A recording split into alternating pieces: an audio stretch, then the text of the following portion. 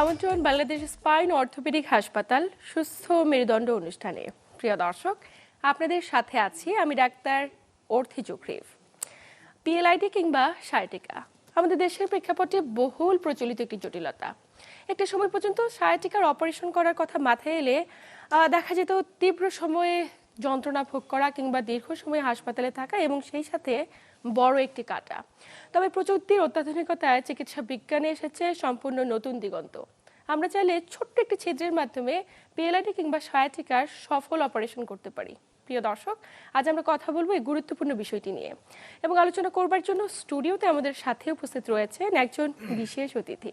উপস্থিত আছেন অধ্যাপক ডাক্তার মোহাম্মদ শাহ আলম, যিনি চিফ কনসালটেন্ট এবং senior spine specialist, Bangladesh spine ও অর্থোপেডিক হাসপাতাল। স্যার, স্বাগত আমাদের আজকের আয়োজনে। ধন্যবাদ। স্যার, পিএলআইডি বা সায়াটিকা নিয়ে আজ আমরা কথা বলবো। দর্শকদের উদ্দেশ্যে শুরুতে জানতে চাই যে সায়াটিকা বলতে আমরা কি বুঝি? আপনাকে অনেক ধন্যবাদ। সায়াটিকা বলতে আমরা সাধারণত বুঝি disc prolapse, PLID, prolapse lumber intervertebral disk. কোমরের দিকে সাধারণত বেশি হয়, ঘাড়ের দিকেও হতে পারে। আমরা জানি যে মেরুদণ্ড অনেক লম্বা একটা জিনিস, এক একটা কশেরুকা আপনার একটার সাথে একটা লাগানো থাকে এই ডিস্কের মাধ্যমে। লাম্বার রিজন যেটা কোমরের সাধারণত একদম লাস্টের যে দুইটা স্পেস আছে ওখান থেকে সাধারণত ডিস্ক বের হয়, L4, L5, L5, S1। এখন যখন এই ডিস্ক আর্লি স্টেজে থাকে শুধু ব্যথাটা কোমরে থাকে, এটাকে বলে লাম্বাগো। যখন পায়ের দিকে যাবে সেটাকে বলি আমরা সায়াটিকা। সায়াটিক পেন যখন হবে তখন এটা অনেকটাই অ্যাডভান্স। আচ্ছা। কারণ যখন কোমরের মধ্যে থাকে, এটা হলো আমরা সাধারণত দেখি যে মেরুদণ্ড দুইটা পার্ট, একটা হলো বনি পার্ট মানে হাড়, একটা হাড়ের পিছনে মোটা একটা স্পাইনাল কর্ড থাকে যেটা একদম ব্রেনের সাথে লাগানো, এবং অসংখ্য তারের মাধ্যমে পায়ের আঙ্গুল, পা, শরীরের বিভিন্ন জায়গায় আপনার অনুভূতিগুলো নিয়ে যায়। আচ্ছা। ধরেন ঠান্ডা, গরম, ব্যথা, এই যে অনুভূতিগুলো নিয়ে যাবে, আমরা পা গুলো নাড়াবে, আঙ্গুল নাড়াবে, এর অনুভূতি, নাড়ানোর শক্তি, এই ধরনের ইনফরমেশন ক্যারি করে। যখন দেখা যাবে যে শুধুমাত্র কোমরের মধ্যে আছে, তার মানে এটা যে পায়ের যে নার্ভগুলো ওর মধ্যে টাচ করে নাই। আচ্ছা আচ্ছা। সো ডিস্ক প্রোলাপস হলেই সবসময় সার্জারি লাগে না। ধরেন নিবেন যদি পায়ের নার্ভের মধ্যেও চাপ পড়ে, সেখানেও দেখা যাবে শতকরা 80, 85, 90% অপারেশন ছাড়া ভালো হয়। আচ্ছা। সুতরাং আমরা যখন হলো একটা সায়াটিকা পেন পেশেন্ট দেখি, এটাকে আমরা অ্যাসেস করি যে অনেকের সময় কোন অবস্থায় আছে। প্রাথমিক অবস্থায় বা একটু লেট আসলেও আমরা যদি আমরা অ্যাসেসমেন্টে দেখি যে পেশেন্টের কোনো সার্জারি লাগবে না, তাহলে কিন্তু কিছু নিয়ম তান্ত্রিক ভাবে যদি তারা চলাফেরা করে, তাহলে দেখা যাবে যে সেই রোগীগুলো ভালো হয়ে যায়।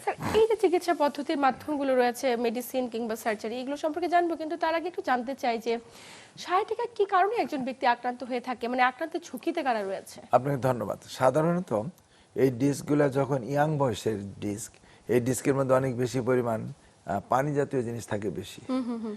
এখন এই পানি, এই ডিস্কের প্রায় শতকরা 70-80% হলো পানি, এবং এই পানির মাঝখানেই সেন্ট্রালি আপনার জেলির মতো জিনিস থাকে, যেটা আমরা অনেকটা স্প্রিং এর মতো কাজ করি। আচ্ছা। এবং যে কারণে যেন যখন একটা লোক ঘুমিয়ে থাকে একদম রিল্যাক্স, এই ডিস্কগুলো একদম রিল্যাক্স হয়ে ফুলে যায়, উঁচু হয়ে থাকে। মানুষ যখন আমরা সকালবেলায় যদি আপনার হাইট মাপি, তাহলে আপনি একটু লম্বা থাকবেন। আচ্ছা। আবার সারাদিন যখন আপনি হাঁটবেন তখন আপনি একটু খাটো হয়ে যাবেন। তো এই যে ডিস্কগুলা একটা উঁচু নিচের মতো একটা স্প্রিং এর মতো কাজ করে, এই জেলিগুলা যে থাকে সেন্ট্রালি তার চতুর্দিকে বিভিন্ন লেয়ার দ্বারা বেষ্টিত। কোনো কারণে জন্য যদি বেশি স্ট্রেস পড়ে, বেশি চাপ খায়, তাহলে আপনার এই লেয়ারগুলো ছেড়ে যায়। এখন দেখা যাবে তার কারা বেশি ঝুঁকিপূর্ণ, যারা ইয়াং অ্যাডাল্ট, সাধারণত 15 বছর থেকে 40-45 বছর বয়স, এই বয়সে জেলি অনেক তরল এবং স্প্রিং অ্যাকশন অনেক বেশি। আবার যখন 45-50 ইয়ার যাবে, আস্তে আস্তে একটু শুকিয়ে যায়, পানির পরিমাণটা কমে যায়, একটু ডেসিকেটেড হয়ে যায়। ওই সময় কিন্তু ডিস্ক প্রোলাপস হয় না, তখন ব্যথা হবে। ধরেন এটা বয়সজনিত ব্যথা, যেটা আমরা বয়সজনিত বাত ব্যথা বলি। তরুণদের মাঝে এটি আক্রান্তের ঝুঁকি রয়েছে, ঝুঁকি বেশি। যারা ইয়াং বয়সে 15 বছর থেকে 40-45 বছর বয়সে সবচেয়ে আপনার ডিস্ক প্রোলাপস হবে। এবং এদের মধ্যে আছে যেনারা ধরেন তাদের কাজ করতে হয়, অনেক সময় বাঁকা হয়ে নোয়ায় কাজ করতে হবে, হেভি ওয়েট লিফট করতে হয়, ওয়েট অনেক বেশি, যাদের লং টাইম দাঁড়ানো কাজ, লং টাইম বসা কাজ, এদের কিন্তু মানে এই রোগটা হওয়ার সম্ভাবনা অনেক বেশি। স্যার একটি বিষয় আপনার কাছে জানবো যে প্রাথমিক অবস্থায় তো আমাদের দেশের প্রেক্ষাপটে বেশিরভাগ রোগীরা শনাক্ত করতে পারে না, দেখা যায় লেট স্টেজে গিয়ে আপনাদের শরণাপন্ন হচ্ছে, তো তাদের উদ্দেশ্যে পরামর্শ কি থাকবে যে প্রাথমিক অবস্থায় কখন চিকিৎসকের কাছে যাবে? দুইটা জিনিস, যখন একটা রুগী ধরেন তাদের একটা আমরা যেটা বলি হিস্ট্রি নেই যে রুগী কিভাবে শুরু হলো আপনার কষ্টটা, ওই সময় রুগী যদি বলে যে না আমি একটা ভারী কিছু তুলতে গেছি অথবা আমি লং টাইম বসে আছি, আমাদের কাছে অনেক পেশেন্ট আছে যে তারা বললো যে স্যার আমি বাথরুমে গেলাম, আমি গোসল করব, আমি বালতির জন্য বা একটা মগ দিয়ে পানি তোলার জন্য নিচে নিচে নিচ্ছি এরকম, বা আমি জুতা পরবো, আমি জুতার কি বলে যে ফিতাটা বাঁধতেছি, হঠাৎ করে মনে হয় পিছনে একটু টান লাগলো, এরকম হিস্ট্রি অনেক বেশি পাই আমরা। আবার যারা ধরেন ওই মহিলারা যে ঘরের মধ্যে কাজ করেন, অনেক সময় নিচু হয়ে কাজ করেন, নোয়ে কাজ করছে, হঠাৎ করে উজের জিনিস টানতেছে, এবং অনেক সময় দেখা যায় যে অনেকে শখ করে মন্দির দিনে দেখা গেলো রুমটাকে সেট করার জন্য ড্রয়িং রুম অন্যান্য আসবাবপত্র টানাটানি করতেছে, তাদের কিন্তু অনেক হয়ে থাকে। এবং তখন বলে স্যার দিন শেষে বা আমি একটা ভারী জিনিস তুলে এক জায়গা থেকে আরেক জায়গায় রাখার সময় আমার মনে হলো যে কোমরে একটু টান লাগলো, একটা শব্দ হলো, এরপর থেকে আমার ব্যথা শুরু হলো। যে কারণে যেন আমরা সবসময় বলি যে পিএলআইডি কিন্তু এই যে নিয়ম কানুন এইভাবে যদি কেউ একটু জানা থাকে যে এই পজিশনগুলো আমরা করব না, এইভাবে কাজগুলো করব না, তাহলে কিন্তু তাদের ডিস্ক প্রলাপস অনেক অনেক কম হয়। আচ্ছা, মনে করেন যে যারা লং টাইম, আপনি মেরুদণ্ড যদি আমরা দেখি, মেরুদণ্ডটা কিন্তু একটু বাঁকাতেরা, কোমরটা সাধারণত লর্ডের মতো থাকে, লর্ডেসিস মানে আপনি যদি সামনের দিকে আপনি এরকম ভাবে বাঁকা থাকবে, মেরুদণ্ডটা পিছনের দিকে আপনার এরকম একটু কার্ভ থাকবে। আচ্ছা, সো এই যে পিছনে কার্ভ, এটা মেনটেন করে এরকম মাসেল দ্বারা টেনে রাখে। এখন যারা লং টাইম বসে থাকবে এই মাসেলগুলো দুর্বল হয়ে যায়, দুর্বল হলে তখন এটা একটু সোজা হয়ে যাবে, এবং সোজা হয়ে গেলে ডিস্কের মধ্যে অনেক চাপ পড়ে। যেমন যারা অফিসে লম্বা টাইম বসে থাকে, লম্বা টাইম ড্রাইভিং করতেছেন, তাদের কিন্তু এই রোগগুলো বেশি হয়। মানে লং টাইম সামনের দিকে ঝুঁকে থাকবে, পিছনে মাসেলগুলো আস্তে আস্তে দুর্বল হয়ে যায়। এই যে আমরা বলি যে বাঁকাটা রাখা, এটা নর্মাল। এই বাঁকাটা যদি না রাখতে পারে কোনো কারণের জন্য, মাসেলগুলো দুর্বল হয়, আমরা বলি একটা মেকানিক্যাল স্ট্রেস। এই মেকানিক্যাল কারণে, মেকানিক মানে যে তাকে যে টেনে সোজা রাখবে, এই বায়োমেকানিক্সটা লস হয়ে যায়। যদি এইটা লস হয়ে গেলেই তখন কিন্তু ডিস্ক প্রলাপস হওয়ার সম্ভাবনা বেশি থাকে। কারণ ডিস্কটাকে যে ধরে রাখবে, সে কাজ করবে স্প্রিং এর মতো, নির্দিষ্ট একটা অ্যাক্সেস মেনটেন করে। সো এটা একটা টোটালি ফিজিক্স। এই বায়োফিজিক্স যদি ধরেন মানে ডিসওরিয়েন্টেড হয়ে গেলে তাদের কিন্তু ডিস্ক প্রলাপস হয়। আচ্ছা, এবং আর্লি স্টেজে ব্যথা ধরেন অনেক সময় অনেক তীব্র ব্যথা, আর যদি আর্লি স্টেজে ডিস্ক বের হয়ে লাম্বাগো দেন, নার্ভের মধ্যে চাপ, সাইডিক সিভিয়ার পেন, মানুষ পাগলের মতো হয়ে যায়। এবং অনেক ক্ষেত্রে স্যার দেখা যায় লেট স্টেজে এসেছে এবং তখন দেখা যায় শরীরের একটি অংশ অবশ হয়ে গিয়েছে, ঠিকমতো রক্ত চলাচল করতে পারছে না। এটা হলো হয় কি যে আমরা যদি স্টেজ মনে করি যে কোন স্টেজ আছে, আর্লি স্টেজে ধরেন সাধারণত অত বেশি ইসে যায় না, ডিস্ক যদি হালকা থাকে। কিন্তু অনেক ডিস্ক বের হয়ে যদি নার্ভে চাপ হয়, দেখা যায় কয়েকটা জিনিস হয়, যেমন স্ট্রং ইন্ডিকেশন। আমরা বলি ধরেন যে একটা নির্দিষ্ট পা বা নির্দিষ্ট আঙ্গুল তার অবশ হয়ে গেল, পায়ের শক্তি যেমন একদম কমে যাচ্ছে, আমরা যে বলি টিংলিং নামলেস, মানে কেমন যেন একটা অস্বস্তিকর, ধরলে মনে হয় তার অনুভূতিটা একটা অল্টার্ড, পরিবর্তিত একটা সেন্সেশন। আর যদি প্রস্রাব পায়খানায় কন্ট্রোল হারিয়ে ফেলে, এটা হলো খুব ডেঞ্জার। যে কারণে জন্য আমরা বলি যে এই যে 80-85-90% আমরা বলছি যে এদের সার্জারি লাগবে না, কিন্তু যখন এরকম কোনো সিমটমস নিয়ে আসে যে অলরেডি অনেক অ্যাডভান্স, নার্ভকে সে চেপে তার অনুভূতি, নার্ভটা তো ধরেন একটা ইলেকট্রিসিটি, সবসময় একটা ইলেকট্রিসিটি পাস করতেছে পায়ের আঙ্গুল থেকে, এই নার্ভ মধ্যে ইলেকট্রিসিটি ব্রেনে একদম সার্কুলেশন হচ্ছে। সো এই যে কন্ডাকশন, এই কন্ডাকশনে যদি হ্যাম্পার্ড হয়, তার কিন্তু তার খুব সেন্সিটিভ নার্ভ, তাহলে সে কাজ করবে না, সে ধরেন তার অনুভূতি আর দিচ্ছে না, পায়ের শক্তিটা সে দিচ্ছে না, প্রস্রাব পায়খানা কন্ট্রোলটাকে সে হারাই ফেলতেছে, পায়খানা রাস্তার চতুর্দিকে মানে অবশ ভাব, আমরা যে কর্ডাইকোনা সিনড্রোম, এটা হলো স্ট্রং ইন্ডিকেশন যে আপনার সার্জারি করতে হবে। এখন আর্লি স্টেজে যদি আসেন, রোগী তার নিয়ম কানুন মানলো, অনেক রোগী ধরেন আপনার এমনিতে ভালো হয়ে যাবে। সো সায়াটিকা যখন হবে এবং লং লাস্টিং, যেটা বলে লেট প্রেজেন্টেশন, বাট সাথে তার দুর্বলতা, একটা পায়ের আঙ্গুলের দুর্বলতা, বা একটা নখ তার উঠে না, বা পুরা 4-5টা আঙ্গুলেই মানে অবশ, তার শক্তি কমে যাচ্ছে, হয় সামনের দিকে দেওয়া বা নিচের দিকে নামানো ওঠানোর শক্তি কমে যাচ্ছে, তাহলে কিন্তু এটাকে সার্জারি দিকে যাবে। আর সাথে যদি আপনার প্রস্রাব পায়খানা কন্ট্রোল হারিয়ে ফেলে, এটা তো সাংঘাতিক ধরেন একটা বিব্রতকর একটা অবস্থা। সেই কারণের জন্য এই অবস্থাতে রোগীর গুলাকে আমরা যতই যেটা বলে আমরা নন সার্জিক্যাল ট্রিটমেন্ট দিই, ভালো হতে চায় না। আচ্ছা, মানে ওই ক্ষেত্রে অবশ্য সার্জারির কোনো Surgery। বিকল্প নেই, কিন্তু প্রাথমিক অবস্থায় যদি রোগগুলোকে মানে এই অবস্থাটাকে নিয়ন্ত্রণ করতে পারি আমরা, তাহলে লেট স্টেজে এই প্রেজেন্টেশনগুলো কখনোই হবে হয় না। না। দক্ষ হাতে চিকিৎসা করাটা যেমন অনেক বেশি জরুরি, তেমন কোন সময়ে আমার আসলে সার্জারি প্রয়োজন সেটা একজন দক্ষ বিশেষজ্ঞ চিকিৎসক ছাড়া কখনোই শনাক্ত করা সম্ভব নয়। কিন্তু স্যার, আমাদের যে আজকে মূল আলোচনার বিষয়বস্তু, যে আগের মতো করে কাটাছেঁড়া ছাড়া আমরা ছোট্ট একটি ছিদ্রের মাধ্যমে অপারেশন করে সফল রেজাল্ট দিচ্ছি, এই বিষয়ে আপনার কাছে বিস্তারিত জানবো এবং দর্শকদের জানাবো। তবে সময় হচ্ছে একটি ছোট্ট বিরতি নেবার। ধন্যবাদ। প্রিয় দর্শক, বাংলাদেশ স্পাইন অর্থোপেডিক হাসপাতাল সুস্থ মেরুদণ্ড অনুষ্ঠান থেকে নিচ্ছি ছোট্ট একটি বিরতি, সাথেই থাকুন।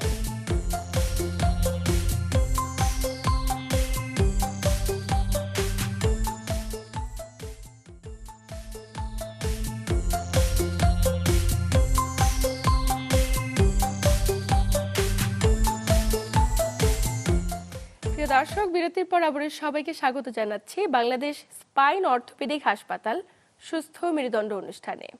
আপনাদের সাথে আছি আমি ডাক্তার অর্থি জোখরিফ এবং আমার সাথে আছেন একজন বিশেষ অতিথি। স্যার, বিরতির পর আবার স্বাগত আমাদের আজকের আয়োজনে। স্বাগত।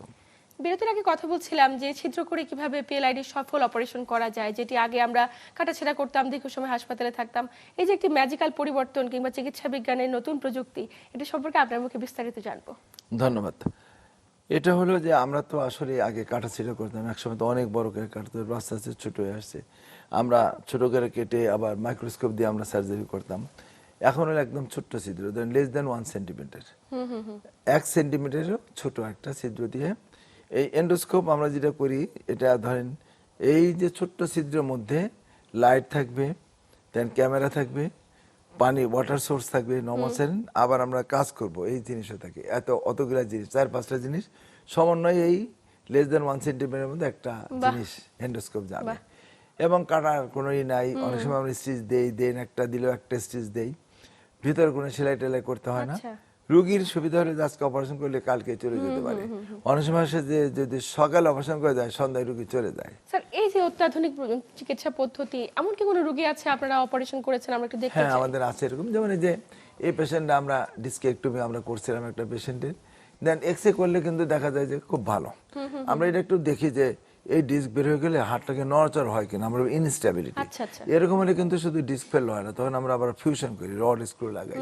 সো এটার মধ্যে আমাদের সেরকম কোনো নাই। নেক্সট যদি আমরা যাই, দেখবো একদম নিচের দিকে আমরা দেখেন যে ওই যে ব্রেন থেকে মোটা একটা রগ নেমেছে, হ্যাঁ এই যে দেখেন আমরা কারসারটা ঘুরতেছে, এই জায়গায় কিন্তু পুরা ডিস্ক বের হয়ে মোটা রগটাকে চাপ দিয়ে ধরে রাখছে। এইটাকে বলি যে আবার নিচের দিকে সে অনুভূতিটাকে একদম যে আমরা ডান সাইডে লাস্টের দিকে আসি, দেখেন ওই যেমন একটা আরেকটু ডান সাইডে, লাস্টে ডান সাইডে আরেকটু ডানে ডানে ডানে, পরেরটা দেখেন যে একটা তারের মতো, এই যে এই জায়গাটা, এই যে ইয়েস এক্সাক্ট নিচে, হ্যাঁ এই জায়গাটা নিচের একদম এই যে মনে হয় ছিঁড়ে ফেলছে। এই জিনিসটা হলো ডিস্ক বের হয়ে একদম চাপ দিয়ে ধরেছে। এইটা হলো এরকম কন্ডিশন এগুলোকে সার্জারি করতে হয়। তা আমরা এই পেশেন্টটাকে ধরেন একটা ছিদ্রের মধ্যে আমরা করেছি। নেক্সট যদি আমরা যাই, দেখেন এই পেশেন্টটা অপারেশনের আগে যদি আমরা ক্লিক করি যে কিভাবে হাঁটতেন, দেখবেন যে হাঁটার মধ্যে তার একটা সাইডে মনে হয় যে দেখেন কেমন দুর্বলতা, হ্যাঁ মনে একটা হেরে যাচ্ছে, এটা বাঁকা হয়ে যাচ্ছে, এরকম হলো ওনার কষ্ট।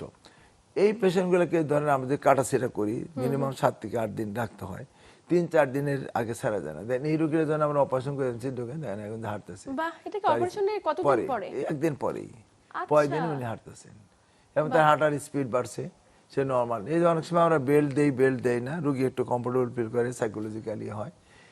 এই পেশেন্টগুলোকে যদি আমরা কম্পেয়ার করে দেখেন অপারেশনের আগে সে কিভাবে হাঁটতেছে, আর একই সাথে যদি আমি অপারেশনের পরে আমরা কম্পেয়ার করি, দেখেন সে কিভাবে হাঁটতেছে। খুব চমকপ্রদ একটি বিষয় যে একদিনের মধ্যে অপারেশনে তিনি হাঁটতে সকালে পারছেন। করে আমরা বিকালে ছুটি দিয়ে দিই, ছোট্ট একটা ছিদ্র করে, ছোট্ট একটা ছিদ্র করে মেশিন দিয়ে আমরা করতে, এই দেখেন ছোট্ট একটা ছিদ্র, আচ্ছা আচ্ছা, একদম ছোট্ট ছিদ্র, একটু লেস দেন 1 সেন্টিমিটার ছিদ্র করে, এবং এটা সমস্ত কিছু আমরা দেখতেছি মনিটরে, একদম কম্পিউটারাইজ, সুন্দর দিনের আলোর মতো দেখা যায়। এখন যে ফাইনালি আমরা দেখি, দেখেন এইটা কিন্তু নার্ভ, এই যে নিচে যেটা এটা কিন্তু নার্ভ, ওইটা হলো স্পাইনাল কর্ড। এই যে অ্যাঙ্গেলটা করছে ওই অ্যাঙ্গেলের মধ্যে হলো ডিস্কটা থাকে, এই যে নিচে একটু ডিস্কের পার্ট আছে, টোটালি ফ্রি। এবং এটা আমরা ওপেন টেকনিকে, মানে আমরা কেটে যতটুকু দেখতে পারি তার চেয়ে আমরা বেশি দেখতে পারি এন্ডোস্কোপিকে, কারণ এটাকে আমরা সরাইতে পারি, রুটটাকে, ডোরাটাকে, আমরা স্পাইনাল কর্ডকে আমরা সরাইয়া আমরা সুন্দরভাবে দেখার সুযোগ পাই, অনেক বড় করে ম্যাগনিফিকেশন ক্যামেরা উঠানামা করলে না ভয়ের কিছু কম। ধরেন এটাকে যদি আপনি সঠিকভাবে যদি আপনি প্রসিডিওর মানে যেভাবে সার্জারিটা করতে হবে এটা যদি আপনার জানা থাকে তাহলে আপনার ভয়টা কম। কারণ আমরা কেটে যতটুকু আমরা করি অনেক সময় আমরা না দেখে আমরা ব্লাইন্ডলি আমরা হয়তো কাটাকাটি করতেছি, ব্লাইন্ডলি একটা যন্ত্র ঢুকাচ্ছি।